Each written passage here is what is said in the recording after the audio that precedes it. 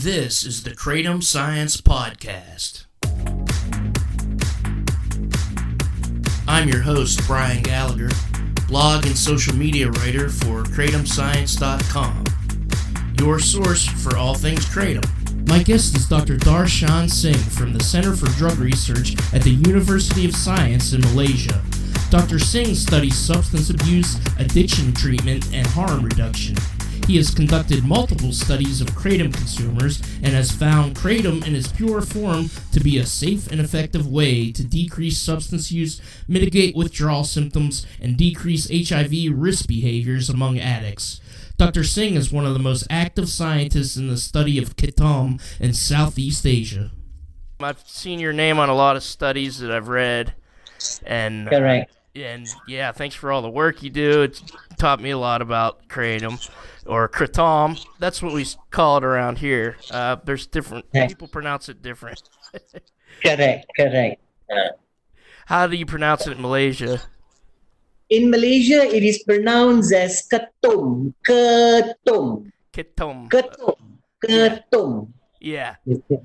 That's what we say around here, but my boss is at Kratom Science told me to say kratom because that's how most people in the U.S. say it. Correct. So how did you come to study kratom or kratom? Okay, so let me just begin. I was a PhD student in 2007 at the University Science Malaysia. I came in as a PhD student and I was very interested to study heroin users. And at that time, my supervisor told me, Darshan, is it possible that you try to investigate why heroin users living in the rural areas of Malaysia, why heroin users were actually using kratom or ketum, all right? So it all started when I was doing my PhD, and I started reading a lot to understand what ketum is all about. And once I got my human ethics approval to actually study ketum users, so I decided to travel to the rural areas in the peninsular states of Malaysia. So I traveled to Perlis and Kedah, which is very close to the Thai border or Thailand. Because the reason why I went there was because Thailand and Malaysia has a lot of kratom use history, all right? So I decided to actually explore these northern region states, and I went into the rural community and I met a lot of heroin users, and they were actually using kratom. And I was so curious. I wanted to know, why are you guys using kratom? And they told me we were actually using it as a substitute to heroin because back in 2007, though methadone was introduced in the country in 2005 as a pilot project, but methadone maintenance treatment was not available for heroin users living in rural areas. So since there is no medicine-assisted therapy, the availability was not there. And heroin users who were living in rural areas were actually using ketum as a substitute to heroin. So it all began when I was doing my PhD, and I worked very closely with heroin users who were actually using ketum in the rural areas. So that is how I started my journey to understand more about ketum. Is kratom mostly used in rural areas in Malaysia, or is it also consumed in cities as well? Okay, now to tell you the latest trend, ketum is widely available in rural and urban settings. Now I get to see a lot of people living in urban settings are also using ketum. They use ketum for various reasons. Basically, they use ketum for its therapeutic properties. So it is no longer a rural thing. Now, everybody in the community, whether you are in a rural area or you are living in an urban area, you get to use ketum. Ketum has, it's no longer a rural activity or practice. Now, if you come to Malaysia, if you go to the urban areas, you get to see people also consuming ketum. And how long has kratom been used in Malaysia? Okay, to tell you the truth, I got some history. I managed to retrieve some history and managed to retrieve some history, meaning to say some publications that was available in the Singapore library. All right, I found Ketom was first reported to be used as an opium cure in Malaysia in 1836. Since 1836, kratom was used as an opium cure in Malaya, because before independence, Malaysia was known as Malaya. All right. Yeah. So you get to see a lot of Chinese immigrants, because we brought Chinese migrant workers to work in Malaya or in Malaysia in the 1836, 1837. These British botanists have actually recorded people who were dependent on opium. Whenever there was an opium shortage, people used Ketom or kratom to treat opium addiction. So it has been there for 100 over years.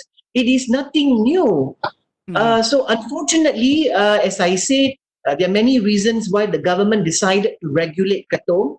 And it was regulated, if I'm not wrong, somewhere around in 2000, before 2005. No, it was regulated after 2005. After 2005, it was regulated under the Dangerous Drugs Act. Before that, it was not an offense for people to use Ketom. Okay, yeah, I was going to ask about the legal status. Do you have to have a permit to research kratom in Malaysia? Now you have to understand, with the Poisons Act, right? Possession is an offense. If you were to possess Ketom leaf or Ketom material, it's an offense. You could be arrested by the police. You could be slapped with a fine, nothing less than RM 10,000 ringgit. So as a researcher, the university apply for permit or license. If I were to bring back Ketom leaf into my lab for research, of course, I need to get a license in case the police catch me. I get to show them that, I'm given the permit to actually carry Ketom. But for research purpose, you don't need to ask for any permission or permit from the police or from the government. As an investigator, as a researcher, because I work with the government, the university is a public university. So I get to work with Ketom users. There is no problem, but as I said, sometimes now lately, it is not easy to work with Ketom users, is because they always assume that I'm actually a police officer. I'm coming into their territory. I'm coming into their community. My main motive is to actually understand Ketom use, but sometimes they wrongly interpret it. And they believe that, no, this guy is a police spy. If he comes into our community, he gets to know many things, and we are afraid that the government could actually further regulate Ketom. Yeah, it must be hard to, and you're also asking a lot of questions too, so it must be hard to sometimes get participants in some of your studies. Correct. It depends. You see, like me, I do work very closely with Ketom users. As I said, sometimes they could be very nice. If you go into certain communities, people are willing to accept you to come in as a researcher to understand about their Ketom using tradition. But if you were to go to urban areas, sometimes, because as I said, Ketom is regulated, it's banned in the country. So if people are also selling Ketom in urban areas in clandestine settings, so if I were to go, if they get to know that they are selling Ketom in clandestine settings, they are afraid that the police could actually bust or cripple their activity in the city. So that is why sometimes they prefer not me coming in to know everything. Yeah, I bet. So a year ago, I read in the news that the health minister in Malaysia announced plans to decriminalize all drug use. Is that still in the plans to happen there? Okay. To tell you the truth, last year, the term or the terminology that we call decriminalization of drug use was being proposed by the Ministry of Health Malaysia. They were actually looking at, because as I said, in Malaysia, we're having this big drug use problem.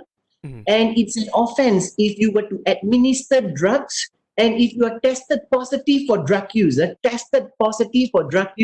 You could be caught by the police. And if you cannot pay a fine, which is more less than RM 5,000 ringgit, you have to be sentenced to prison nothing less than 2 years.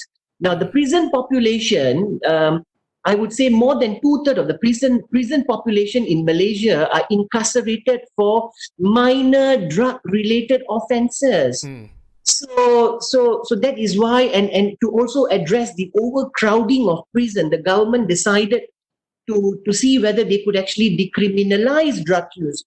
But unfortunately, as I said recently, there is a change in the political climate or change in government. So I would not know whether the present government who is in power, would they decriminalize drug use or not?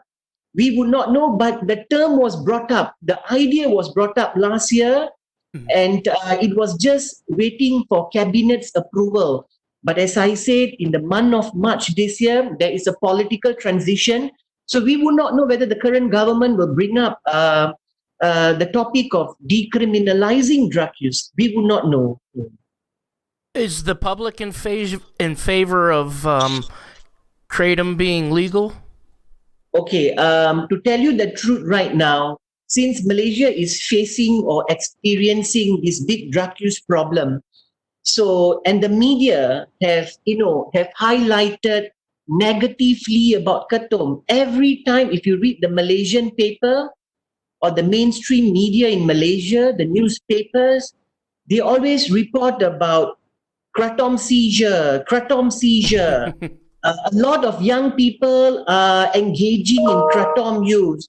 And they also bring up the theory of the gateway theory. Gateway theory meaning to say if you allow someone to use kratom, we are afraid that they might gradually progress and use other illicit substances. But Mhm. as an investigator, I've not seen this happening. I get to see people who are dependent on illicit drugs coming out from drug addiction and using Ketum as a safer alternative. But I don't see the reverse. I don't see people using Ketum and then they gradually progress into using illicit drugs. I've not seen this through my 10 years research career. I've not came across such situation. Probably there could be a possibility if you get 10 Ketum users who have no drug use history, maybe one, because of curiosity, he will say, okay, why not? I try heroin or I try crystal meth, just out of curiosity. So probably he might use illicit drugs. But as I said, not everyone who start with Ketum will progress and use other illicit substances. Yeah, and the people I've talked to, it seems like they use kratom to get off of other substances, like you said with heroin, and a lot of the studies I've been looking at here that you did, you showed that it actually reduces the bad effects of the opiates. Why do you think kratom actually does that? Okay, to tell you the truth, heroin morphine consumption has deleterious effects. All right. If someone who is addicted or dependent on heroin and morphine for long period of time or for long period of duration, they develop a lot of side effects as a result of a long-term heroin morphine use. But in Ketum, as I said, Ketum is a unique plant. It has unique pharmacological properties. Though it binds to opioid receptors, but it doesn't bind very strongly to the opioid receptors. It also binds to other receptors, non-opioid-like effects. Other non-opioid-like receptors. So therefore, when I interview my heroin users, and since they start using Ketum, they report that there is a significant reduction in the side effects of heroin morphine use. For example, if someone is experiencing breathing difficulty or constipation, but when they use Ketum, the intensity or the severity of the heroin morphine symptoms decreases over time. So as I said, Ketum is such a unique plant. It has more than 40 unique alkaloids. And the sad thing is all the enforcement agencies around the world is just looking at mitragynine or 7-hydroxymitragynine is just one single compound. So you have to understand Ketom, if you consume as the decoction, you are ingesting more than 40 different alkaloids. So therefore, it helps to reduce the intensity or the severity of heroin morphine side effects. And as I said, I've seen a lot of heroin morphine who were dependent, who were injecting heroin and morphine, for long period of time. When they start using Ketom, as I said, Ketom is not a magic pill, meaning to say that if I'm dependent on heroin for 20 years, and if I use Ketom today, I would successfully abstain from heroin morphine. No such thing. It takes time, maybe more than a year, then you could actually reduce your heroin intake, and then you become totally, you can totally abstain from heroin morphine consumption. So you replace Ketom as an alternative to heroin morphine. So Ketom helps to actually maintain your abstinence, and you become drug-free for prolonged periods. So this is how Ketom works. It doesn't mean that I'm addicted to heroin morphine for 20 years, 30 years, and if I start using Ketom tomorrow, I could be cured from heroin morphine addiction. No such thing. It takes a long time. In your patterns and reasons for Kratom use study, you said that they have a decrease in respiratory depression. Is that why Kratom is safer than opiates? Is that one of the reasons? Yes, of course. Not to deny, it is clearly shown that people who are using opioids, they develop respiratory problems, but I've not seen Ketom users developing respiratory depression or respiratory problems. I've not come across any of my patients, any of my Ketom clients claiming that they have developed respiratory depression as a result of Ketom use. I've not seen this happening. What advantages would Kratom have in getting people to manage opiate withdrawal over the methadone that's being used now in Malaysia? Okay, the advantage of Ketom over methadone, is that correct? Yes. All right. Okay, so now you see, for example, if you are a methadone user, right? Mm-hmm. You have to travel to a clinic to get your treatment on a daily basis. Yeah. All right. So majority of heroin morphine users, they are unemployed. They don't even have a vehicle to travel to a clinic to get their methadone treatment. And there's also a perception, there's also a belief, there could be a negative perception. They believe that methadone dependence or methadone use could actually cause severe dependence. They just dislike methadone because you are replacing one drug with another drug. Mm-hmm. You are still trapped with your opioid addiction, all right? Yeah. Though methadone is being reported to improve quality of life, reduce injecting risk behaviors. Yes, not to deny. But as I said, someone who's dependent on heroin morphine, they are tired, they are sick, they don't want to be on methadone. They want something that could actually keep them moving, something that could make them feel active. They could work. You can get to see their significant improvements in quality of life. So they're looking for something like that. So therefore, they would prefer to use Ketom than methadone. And another thing is, if I'm a methadone user, if I go to the clinic, there's a possibility for the police to rearrest me or to catch me. Mm-hmm. You see, because you look like an addict. And you're coming out from a methadone clinic, and the police might just stop and interview you. And if they suspect that, you could be under the influence of other drugs, because in Malaysia, I found a lot of methadone users are actually using crystal methamphetamine. You see, so this is how the police, they want to look for a suspect, or if they want to fulfill their KPI, key performance indicators. They just go to the methadone clinic and pick anyone who is tested positive for ATS, amphetamine type stimulants. So therefore, because of this fear, a lot of heroin users, they dislike participating in methadone treatment programs. For those living in the rural areas, because they don't have transport, they are always being arrested by the police, so they have a negative perception towards methadone treatment in the country. So they found, why not? You can buy Ketom from your community. use Katom. You don't need to leave your community. You just stay within your community. You can go to work. You don't need to rush to the methadone clinic every day in the morning to take your methadone supply. And you mentioned methamphetamine. Do you find that Kratom helps people stop using that as well? Yes. To tell you the truth, when I started doing research on Katom, and the literature was saying that mitragynine has opioid-like properties. It has opioid-like effects. And so that is why, as I said, heroin users in Malaysia, they're just not using heroin. We are having a big problem here with codependence. People who are using heroin also are using crystal methamphetamine. So we're having this dual disorders, meaning to say that they are suffering from two different types of dependence: substance use disorder, opioid and ATS use disorder.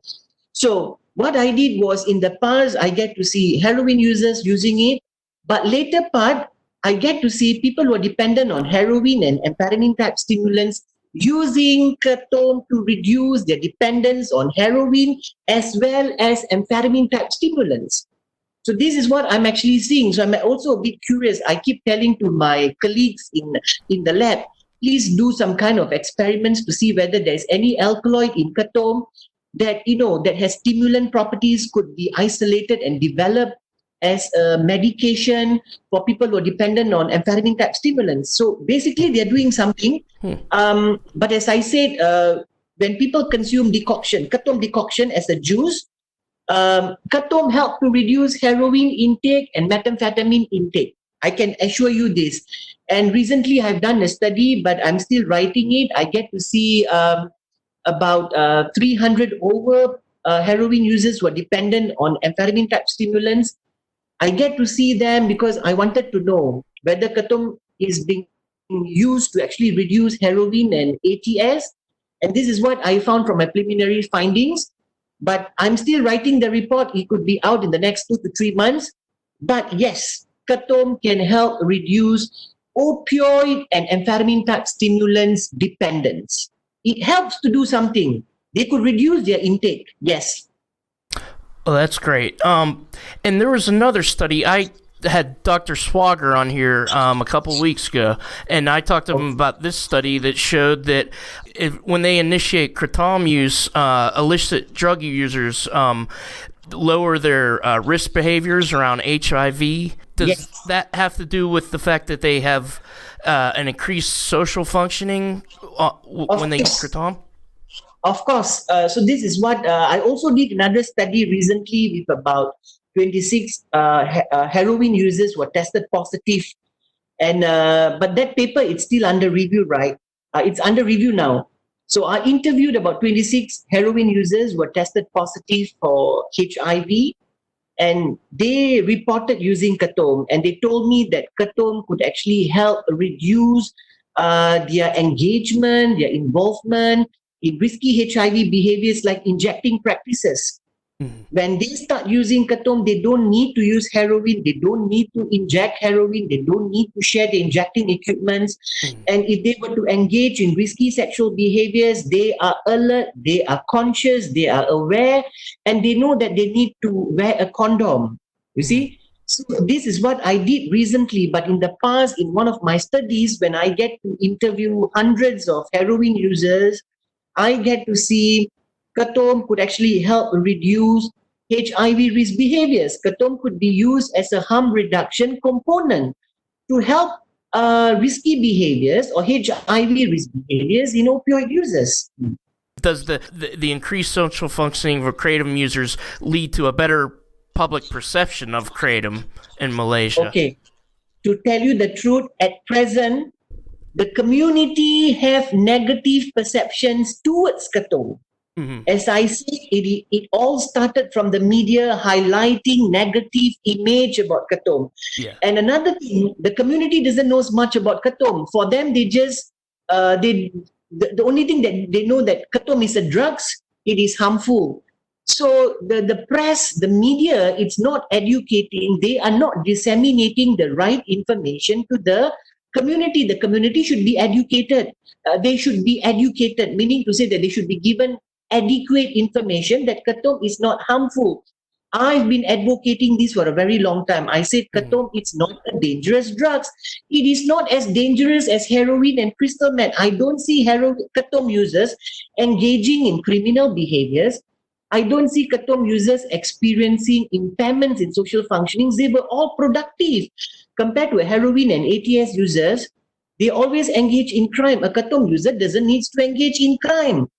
You see, and he doesn't need to use Katom every day. So if he doesn't have money, it is fine. It's okay. But for an heroin and ATS user, amphetamine type stimulant user, if I'm an addict, if I don't have money, I have to commit crime. So the public or the community or the general public in Malaysia, they don't understand about Katom because, as I said, the media has ruined Katom's fate in Malaysia. They have sent out the wrong information and the community believe, oh, Katom is dangerous. So if we were to talk about, Katom could actually improve social functioning, it is a safe drug, nobody would actually believe us. It will take another 5 years to 10 years to educate the community that Katom is an herbal drug. It is not harmful. It is just like coffee. Yeah. That's how I look at it. So the thing is how, you see, so the problem is, coffee is addictive, right? Coffee is addictive. Yes. But you need to discipline yourself. You know that, okay, one day, maybe in the morning, I take one glass, probably after 2 hours, I take another glass of coffee, maybe late evening, I take another glass of coffee. Your limit is, it shouldn't be more than 3 glasses per day. But as I said, Katom uses because it gives you so much of pleasure. It gives you so much of stimulant, a mixed effects of stimulant and sedative. And, it just relaxes you. You feel good. You are not stressful. You are productive. You are energetic. So people continue to abuse Katom. When they abuse Katom, they develop dependence on Katom. That is the only drawback if you were to consume Katom in large amount. And that gets me to a lot of Americans import it as a powder, and some we've heard from people who use lots and lots of powder. Is it consumed exclusively as a tea in Malaysia? Okay, to tell you the truth, I would say Katom consumers in Malaysia. I'm not going to talk about Thailand. I'm not going to talk about other countries where Katom is available. But I can tell you in Malaysia, Katom users are very lucky because they get to buy, they get to ingest, they get to drink pure Katom juice. Meaning to say, if the Katom leaf is really getting older, maybe about 10 days old, 15 days old, 30 days old, it is fresh. It is freshly plucked from the tree and it is being boiled, and within 5 to 6 hours, it is being sold in the community. Though it is illegal, but people can buy fresh Katom juice. And Katom juice is consumed fresh. So that is why you don't see people developing all kind of side effects from Katom use. No such thing. But the sad part in America is the product is coming in from Indonesia. Okay, Indonesia is the biggest global producer of Katom. Yeah. All right, the global producer. Now, we also have a lot of Katom trafficking activities that is occurring along our Malaysian-Thai border because the Americans are so obsessed. They like Malaysian kratom, they like kratom leaf from Thailand. But to tell you the truth, there is no Katom trees in Thailand. Though Thailand has legalized Katom for medicinal purposes, but there is no trees. If they were to plant trees, it will take another 5 to 6 years for them to harvest Katom leaf. So the Katom that is coming into America, consumers are being cheated. Consumers are being misled. They always being made to believe that the plant is coming from Thailand. No, it is coming from Malaysia. So the problem is, we would not know how long it takes for the material to arrive in America in the form of powder. And when it goes into America, people are actually adulterating Katom products. Yeah. They are adding all kind of funny substances, harmful substances. And, these vendors or traders on the internet, They come up with all kind of marketing gimmicks. They say it is good for this, it is good for that. It is all nonsense. It is all pure rubbish. So that is why the American Kratom Association is actually coming up with this proper Kratom Act, so Yes. that people get to use high quality or genuine Kratom products. Now the thing is, as I said, now we would not know. The powder that is coming into America could be 3 months old, could be 4 months old, could be 5 months old. It is not fresh. It is not fresh. We would not know what is actually happening, and then it is being modified, it is being adulterated, and then when it arrives to you, the product could be 6 months old, the product could be 1 year old. And Yeah. then when you start using it for the first 3 days, for the first 1 week, for the first 1 month, you find, oh, it is good. It is really helping me. But after 1 month, you start developing all kind of medical problems. Yeah. and then you go to the hospital in America, to the emergency room, and the doctor there, he said, this is interesting, let's report about Kratom. Kratom can cause liver problems, Kratom can cause psychosis, Kratom can cause mental health problems. It is ridiculous. We don't get to see all this happening in Malaysia. Yeah. There's a couple of studies about cholesterol. I think it was 77 Kratom consumers. It showed that their cholesterol levels went up, and then there was another study that showed no change. Do you think Kratom affects cholesterol at all? Okay, let me just explain to you. That study, I wanted to actually see whether long-term Kratom use could actually cause toxicity, whether it could actually alter biochemical or hematology parameters in Kratom users. So I was very curious to actually identify, to just see what is actually happening, because everyone is reporting, long-term Kratom consumption is not a problem. But it was so difficult for me to, draw blood from 77 people, because they keep asking, why are you drawing blood? What are you looking at? So I told them I want to see whether long-term Kratom use could actually alter biochemical parameters. So when I draw the blood, it was sent to a lab, and then we analyzed it. We found it does not alter biochemical parameters, except it elevates or increases this lipid profile, these cholesterol levels. But to tell you the truth, not to forget, we cannot put the blame on Kratom, that Kratom is actually causing cholesterol to increase.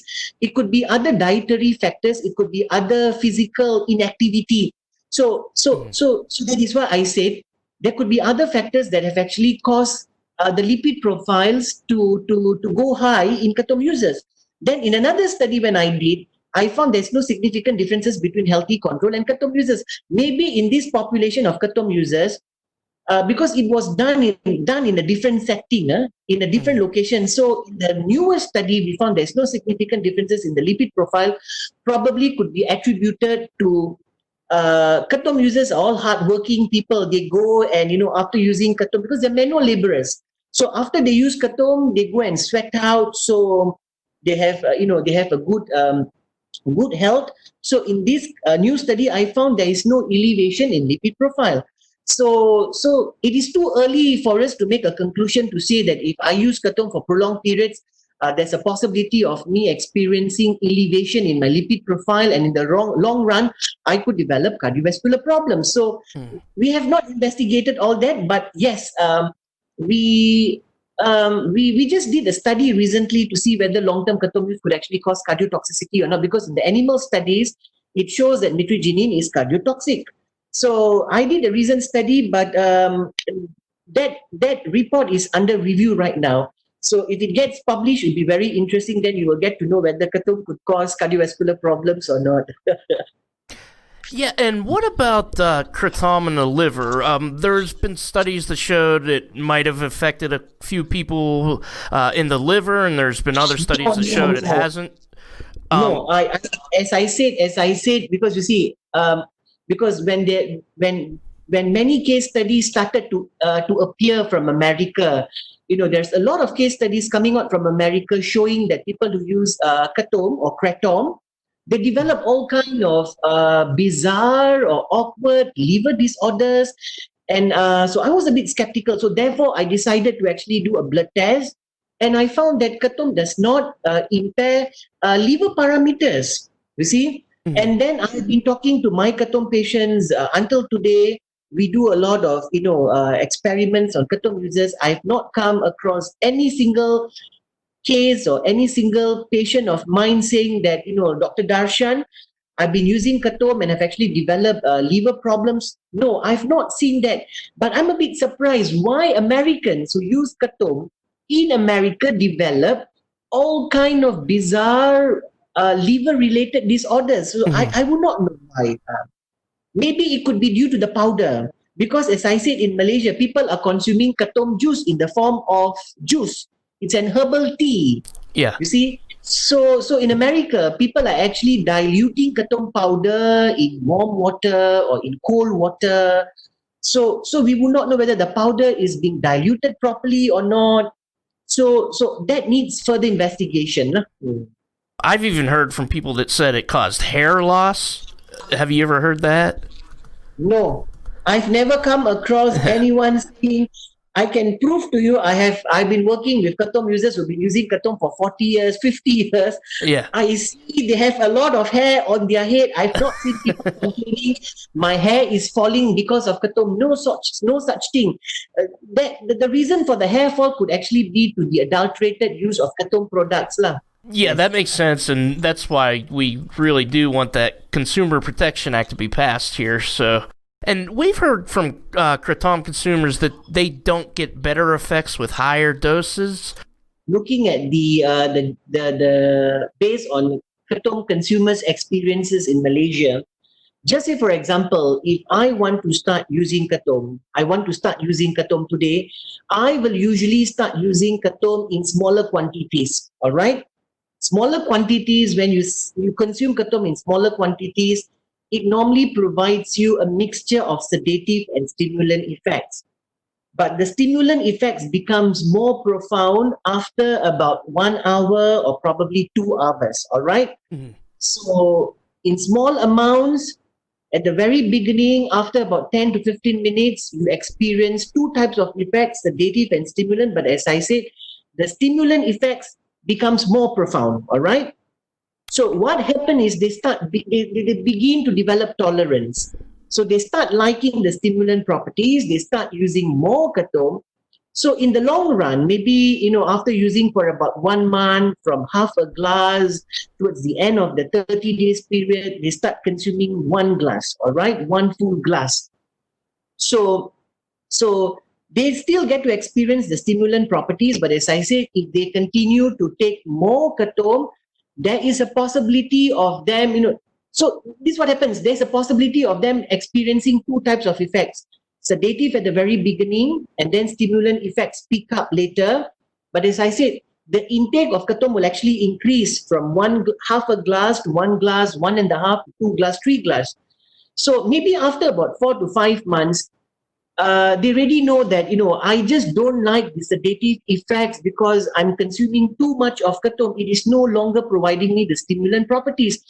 And I have to reduce the intake of Katom. So over time, you get to see there's a significant reduction in Katom intake. So I started with half a glass, I progressed to 1.5, 2 glass, 3 glass. But then maybe after 4 months, after 5 months, I feel that, Katom is no longer providing me the stimulant properties. It is giving me more sedative effects, and I don't really like the sedative effects. I like stimulant effects. So you get to see there's a reduction in Katom intake. But as I say, it depends on the circumstances. Just say today I'm actually depressed. Oh, I'm stressful. And I know that if I consume Katom in larger amounts, it might provide me the sedative effects. So you get to see people in the local community here. Some days, maybe towards the weekend, I want to relax, I'm not working, so they consume more Katom to experience the sedative effects. But on a working day, they just take very small amount of Katom for its stimulant properties. So this is what I get to see happening in my Katom users in Malaysia. And then you did mention whether, if I'm not wrong, you did mention that in one of your questions, whether if you were to compare alcohol withdrawal effects, Yes. heroin withdrawal effects, with Katom effects, to tell you, if you were to, abruptly abstain from heroin use, it is so painful, it is unbearable. Alcohol is even worse. It is even worse, the withdrawal. But if somebody wants to abstain from ketom consumption, there's a pattern. You just cannot stop overnight. You have to gradually reduce ketom intake. But as I said, unless if you're being caught or you have to travel somewhere and you have been addicted to ketom, you've got no chance to use ketom, then the withdrawal could be a bit unbearable. But the withdrawal will only last for about 2 to 3 days. And then it just disappears after that. So if you were to compare between heroin and alcohol and ketom withdrawal, to tell you the truth, ketom withdrawal is much more less intense or less severe than heroin withdrawal and alcohol withdrawal symptoms. Do you find that a lot of opiate addicts take kratom and opiates together, or do they quit the opiates first and then introduce kratom when they're experiencing withdrawal? No such thing. To tell you the truth, when I saw your question, you told me whether is it safe if someone who is addicted to heroin or using opioids or morphine and they co-administer or co-use ketom. It is safe. It is. I've not seen any problems because I work with heroin users in the community. All of them are still using heroin, still using morphine, still using opioids. They also use ketom. I have not seen them experiencing any adverse effects when they combine and use it. But as I said, what happens is, like, just say now I use heroin, all right? Or maybe this morning I didn't have money to buy heroin. I start using kratom first. And then in the afternoon when I have my withdrawal, I have some money, I want to use heroin, I use heroin. So there's no problem. Or just say after using heroin, maybe after about half an hour or 20 minutes, I just felt like, the heroin is not giving me adequate high. Maybe if I use more ketom or some ketom, it could actually intensify my euphoria. Yeah, there's a possibility. But as I said, using it in combination is not a problem at all. There is no problem. My patients, active heroin users, are combining heroin with ketom with heroin. I've not seen them experiencing any side effects. Do a lot of doctors in Malaysia know about kratom, and do they even recommend it to some of their patients? Okay, to tell you the truth, most of the addiction doctors or doctors that are trained to treat opioid addicts or opioid dependents or to treat people with substance use disorder, they have very little knowledge about ketom.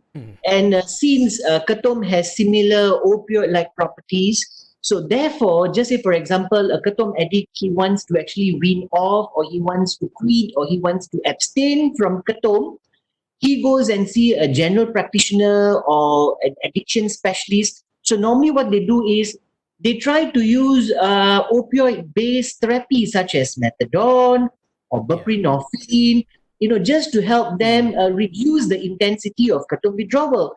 But again, so this is what the medical doctors are doing, but I would not know exactly how they treat ketom users. But as I said, there is no need for a ketom user to go and see a GP or a medical doctor to seek treatment, because as I said, they have their own traditional methods of coming out from ketom addiction, or they have their own methods to address or to what they call that, to appease or to alleviate ketom withdrawal symptoms. Where do you see kratom in the future? Do you see it being in the medical system as a way to maybe help people get off of the harder drugs, or where do you see kratom as going in the future? Now you get to see ketom is becoming very, very popular, widely used in America, widely used in Europe, meaning to say it is a magic plant. It is doing something. It is actually helping people. It is helping to address the opioid crisis in the United States as well as in America. But there are not many scientists who are doing good work. Government agencies are not giving us adequate resources, adequate funds to carry out research. And all these giant pharmaceutical companies, they know that Katom is a magic plant, but they don't want to do anything on Katom. There could be some kind of conspiracy, there could be some kind of propaganda, to just paint or to just to provide a negative picture about Katom. Everyone talks about, oh, Katom is dangerous, Katom is harmful, but they fail to understand that heroin and crystal meth abuse is more dangerous and more harmful. So as I said, not many people are doing good research on Katom. So therefore, Katom, it's not getting the right attention.